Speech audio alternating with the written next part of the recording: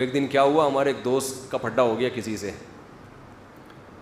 تو پھڈا جب ہو گیا تو وہ غلطی ان صاحب کی تھی، جو ہمارے دوست تھے ان کی غلطی تھی. اب جس بندے کو انہوں نے مارا وہ جا کے اپنے بڑے بھائی کو بتایا. بڑے بھائی کو بتایا، بڑا بھائی طیش میں آ گیا.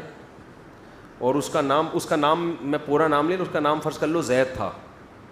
جس نے مارا نا چھوٹے بھائی کو، کسی کے چھوٹے بھائی کو جس نے مارا، اس کا نام کیا تھا؟ فرض کر لو زید تھا. اصل نام میں لوں گا تو وہ بولے گا یار، وہ پھر یہ جملہ مجھے کہے گا جو آگے میں کہنے والا ہوں. تو چھوٹے بھائی کو جب اس نے مارا ہے، غلط مارا، تو چھوٹے نے بڑے کو بتایا. بڑا کیا ہو گیا؟ طیش میں.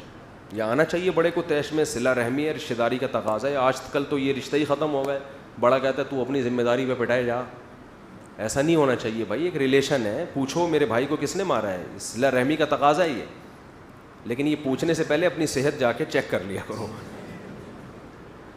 ایسا نہ ہو کہ دونوں اکٹھے پٹ رہے ہوں، یہ نہ ہو. تو پہلے دیکھ لو کہ ڈولے شولے اتنے ہیں کہ کچھ کر سکتا ہوں میں. تو وہ تھا لمبا تڑنگا بڑا بھائی. تو اس کو جب پتہ چلا نا، اب مجھے پتا تھا کہ یار وہ بندہ آئے گا اور ہمارے اس دوست کو پیٹے گا پکڑ کے. تو میری دوستی تھی، میں اس کو بچانا چاہ رہا تھا کہ یار کچھ سلو صفائی کر لیتے ہیں. تو میں جب اس کے پاس گیا، ان کے گھر گیا میں، تو بڑا بھائی غصے میں بیٹھا ہوا ہے، کہہ رہا ہے ہوا کیا ہے؟ میں نے کہا ہوا تو یہ ہے. اس نے کہا زید پٹے گا. زید، الفاظ اس کے مجھے اسٹائل یاد آ رہا ہے. میں نے کہا یار ریکویسٹ لے کے آیا ہوں. کہہ رہا ہے یہ ہوا ہے نا؟ اس نے میرے چھوٹے بھائی پہ ہاتھ اٹھایا. میں نے کہا زید پٹے گا.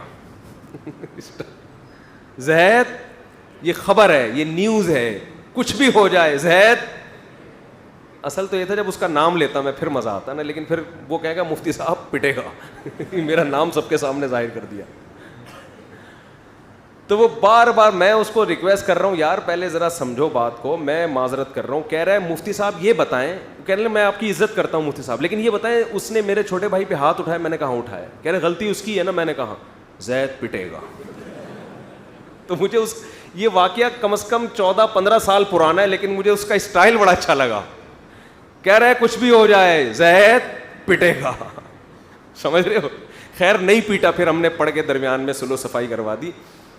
تو بعض دفعہ یہ ہوتا ہے آپ اولاد کو رسپیکٹ بھی دے رہے ہیں، مائیں بھی اپنے بچوں کو عزت دے رہی ہیں، سب کچھ خرچے پورے ہو گئے، پارک بھی لے کے گھمانے بھی لے جاتے ہو، کبھی ہوٹلنگ بھی کر دی، کبھی غبارے بھی دلا دیے، کبھی پاپڑ بھی دلا دیے، کرارے پاپڑے دلا دیے آپ نے، ہر قسم کی چیزیں کھلا دی ان کو، لنچ بھی دے رہے ہو، صبح اسکول میں، رات کو جو ہے نا ان کو عزت کے ساتھ گھر میں سونے کی جگہ کی، گیس بجلی کا بل سب کچھ کر رہے ہو. اس کے بعد بھی بچہ نہیں مان رہا تو بچہ پٹے گا. جبکہ گورنمنٹ کہتی اب بھی نہیں پٹے گا. یہ ہمارا اختلاف ہے. اب سمجھ میں آیا؟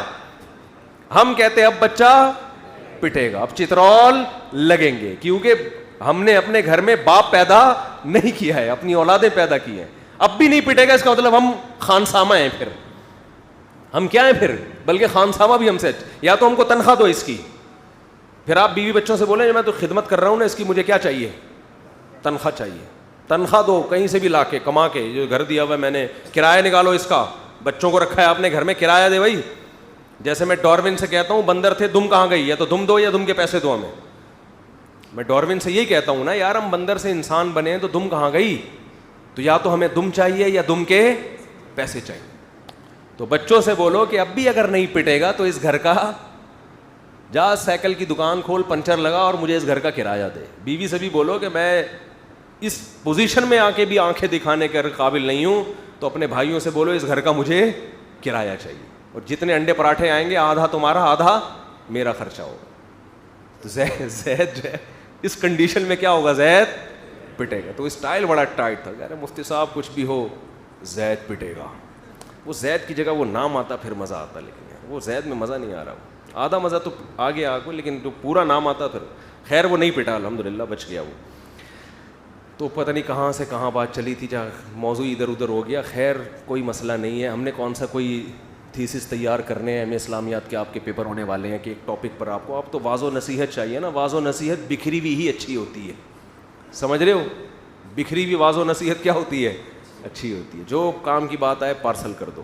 تو جو اللہ دماغ میں ڈال رہا ہوتا ہے ہم یہاں سے کیا کر رہے ہوتے ہیں؟